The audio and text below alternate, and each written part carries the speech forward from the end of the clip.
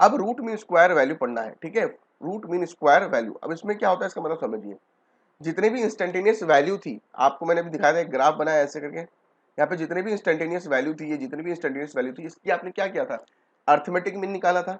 इस केस में आपको क्या करना है, इस केस में आप लोगों को क्या करना है कि पहले इन सारी को मान लीजिए, इसकी वैल्यू i1 है, इसकी वैल्यू i2 है, इसकी वैल्यू i3 है, इसकी वैल्यू i4 है और इसकी वैल्यू i5 है। तो पहले तो इन सबको स्क्वायर करना है, तो कर देते हैं। देखो i1 square plus i2 square plus i3 square plus i4 square plus i5 square, तो मैंने इसका स्क्वायर कर दिया।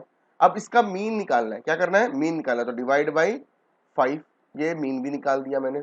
अब इसका रूट निकाल लेना है, तो ये होती है आपकी root mean square value, RMS value of alternating current और योर ईएमएफ, ठीक है। इस तरह से निकालते हैं, पहले स्क्वायर करेंगे इंस्टेंटेनियस वैल्यूज को, फिर उसका मीन निकालेंगे और उसका फिर स्क्वायर रूट निकाल देंगे। लेकिन जब डिराइव करेंगे तो ऐसे नहीं करेंगे, देखिए, ठीक है। अब एक बात और आपको पता होना चाहिए कि ये जो आरएमएस वैल्यू होती है उसे हम इफेक्टिव वैल्यू भी कहते हैं या फिर वर्चुअल वैल्यू भी कहते हैं। इसको नोट डाउन कर लीजिए, पॉज कीजिए और नोट डाउन कर लीजिए, 1 2 3। Thank you. आगे देखते हैं।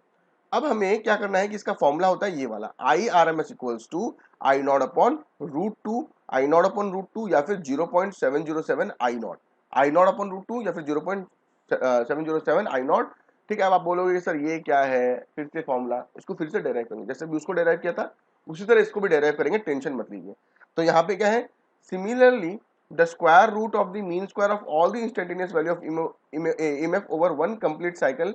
इसमें ध्यान दीजिए, आपको पूरे एक साइकिल का निकालना है। किसका निकालना है, पूरे साइकिल का। अब आप बोलोगे सर इसमें जीरो क्यों नहीं हो रहा है भाई, सर इसमें जीरो क्यों नहीं हो रहा है, क्योंकि देखिए मेरी बात सुनिए, यहाँ पे ऐसा था, मैं मान लेते एक एक वैल्यू लेता हूँ, ये i1 है और यहाँ नेगेटिव साइड में i2 है और ये हो गया हमारी मीन लाइन। तो आप बोलोगे सर ये i1 तो पॉजिटिव है और ये i2 तो नेगेटिव है, लेकिन भाई मैंने इसका स्क्वायर किया, देखो यहाँ पे स्क्वायर किया है, स्क्वायर करेंगे तो नेगेटिव भी क्या हो जाता है, पॉजिटिव हो जाता है, ठीक है। इसलिए वो नेगेटिव वैल्यू भी स्क्वायर होने के बाद पॉजिटिव बन जाएगी और उसमें ऐड हो जाएगी और जीरो नहीं आएगा, ठीक है। इसीलिए यहाँ पे बोलते हैं वन कंप्लीट साइकिल। तो एग्जाम में कैसा क्वेश्चन बन सकता है कि क्या RMS value which one of the following is taken over half cycle, option A B C D दे देंगे, या फिर which one is taken over the full cycle, A B C D दे देंगे। तो हाफ साइकिल में कौन सा होता है आपका एवरेज वैल्यू और फुल साइकिल में क्या होता है आपका आरएमएस वैल्यू, ठीक है। ये सब थोड़ा छोटी छोटी चीजें हैं जो हमें ध्यान रखनी होती है।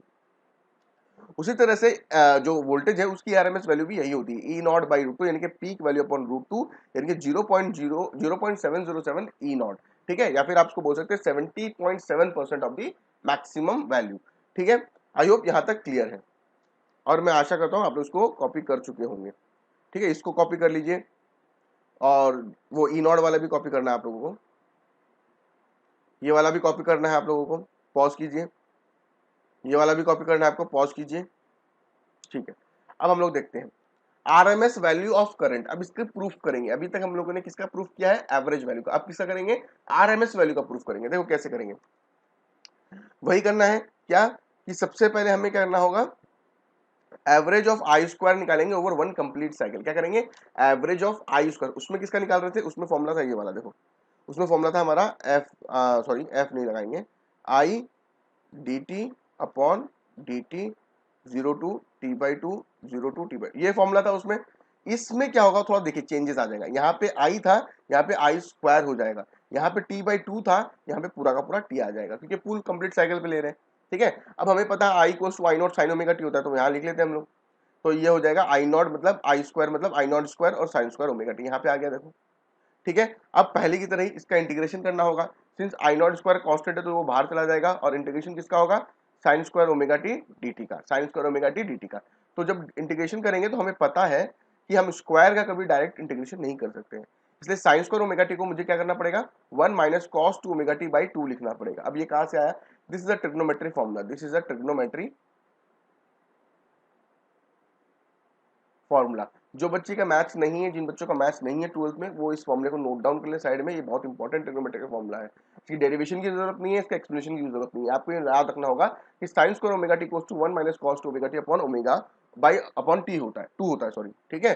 तो अब मैं क्या करूंगा, ये साइन स्क्वायर ओमेगा टी के बदले ये वाला वैल्यू पुट कर दूंगा, देखो कर दिया पुट। अब मैं इसको इंटीग्रेट करूंगा, अब मैं इसको इंटीग्रेट करूंगा तो थोड़ा सा ध्यान से देखो क्या होगा, ये आई नॉट स्क्वायर अपॉन टी हो जाएगा, 0 to t हो जाएगा। अब यहाँ पे आएगा 1 माइनस, सॉरी अब मैं ब्रैकेट तोड़ूंगा, ठीक है, ब्रैकेट तोड़ूंगा तो क्या आएगा 1/2, फिर बीच में माइनस, फिर 0 to t, और यहाँ पे आएगा cos 2 omega T upon 2 dt, और यहाँ पे ब्रैकेट लगा देते हैं अपन, ये हो जाएगा। मैंने इसका ब्रैकेट तोड़ दिया तो मेरा आंसर ये वाला आ जाएगा। थोड़ा सा क्लियर हो जाए, रुक जाओ 1 मिनट।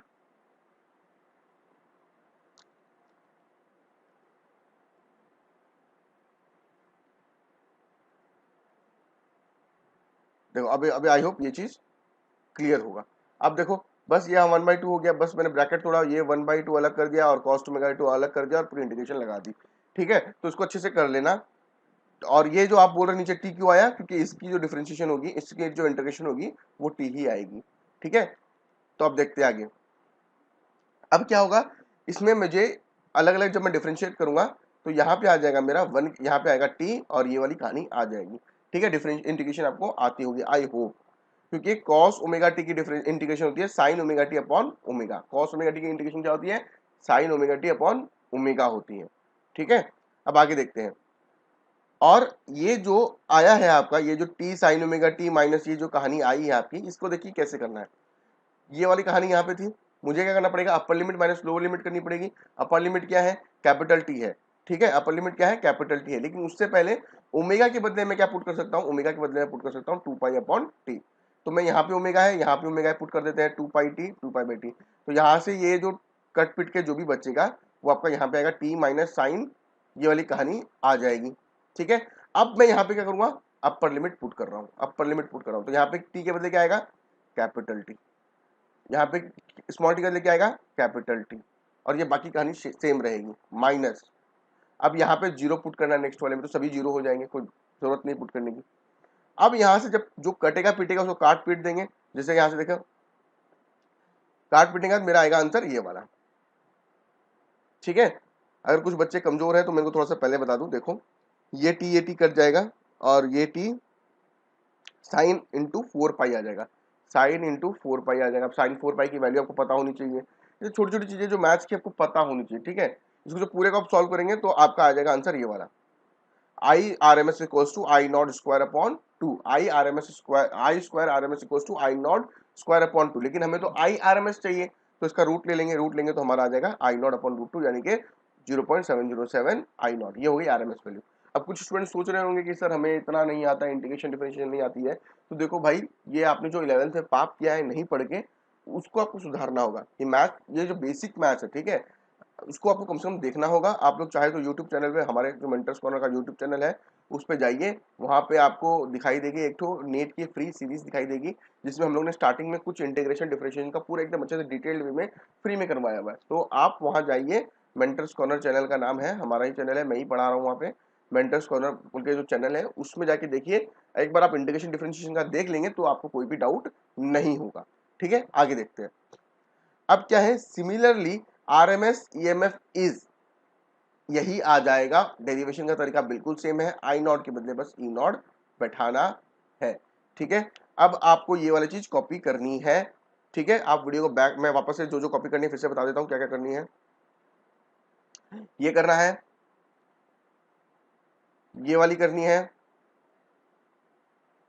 पॉज लिख लिए,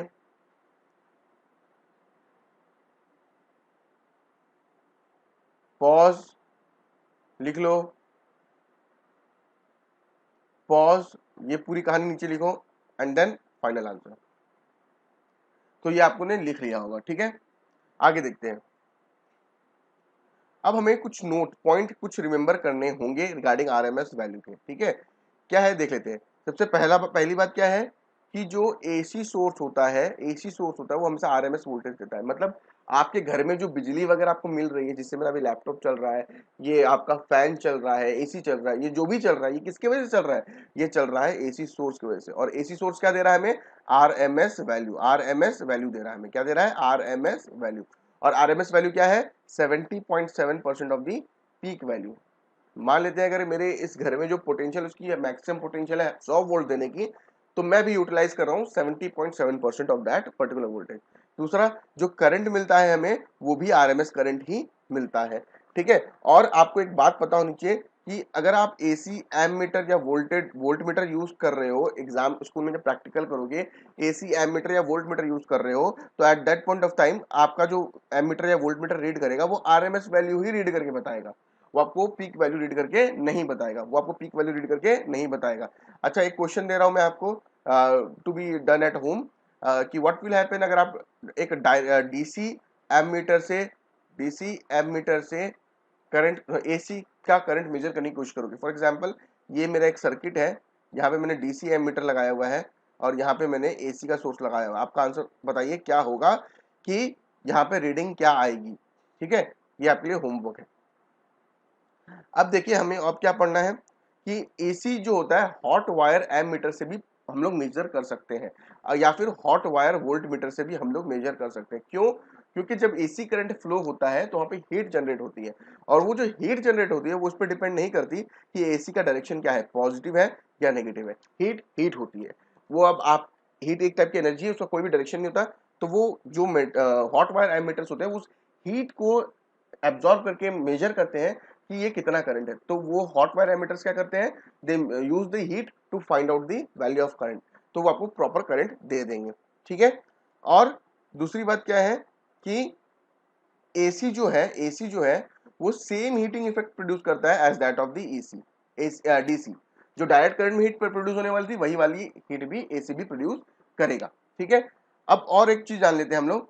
एसी जो होता है वो बहुत ही डेंजरस होता है डीसी के मुकाबले।